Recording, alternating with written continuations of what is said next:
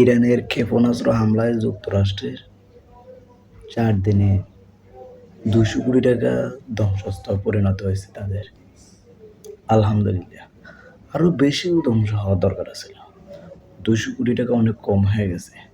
তারপরও সে বড় বড় গলায়, উঁচু উঁচু গলায় যে বলে যে ইরানকে যে ক্ষমা চাইতে বলতে জাতিসংঘের কাছে, সমঝোতা আসতে বলে। যদি এইসবগুলো আরো আরো ভাই কি ধ্বংস করছে, 1,000-2,000 কোটি টাকা ধ্বংস করে। এইসব কোনো 200 কোটি টাকা এদের হাতের ময়লা, এগুলো নেই। আর বাকি যেগুলো ধ্বংস হয়েছে এগুলো তো আনে নেই, আনলে তো সম্মান চলে যাবে, ইজ্জত চলে যাবে। আরেকটা নিউজ দেখলাম যে ইরানের হামলায় সৌদি আরবে তেরোকোনারিতে বড় ধ্বংসস্তূপে পরিণত হয়েছে। আলহামদুলিল্লাহ। আরো বড় ক্ষয়ক্ষতি, মানে ধ্বংস করে ফেলে, যে এগুলো উঠে না দাঁড়াতে পারে।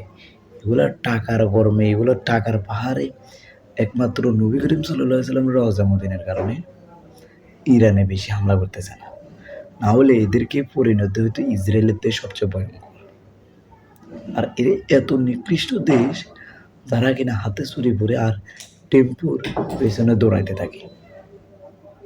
তো আমি কই আরো মারো, যে একমাত্র ইরানেই এদের জন্য প্রযোজ্য, যে ভাগের মতো গর্জনটা প্রতিটি রাষ্ট্রকে চোখে আঙুল দিয়ে দেখিয়ে দিয়েছে ইরান কি না পারে। ইরান কারোর সাথে মাথা নত করে না, এক আল্লাহ ছাড়া। জয় ইনশাল্লাহ, ইসলামের জয় হবে।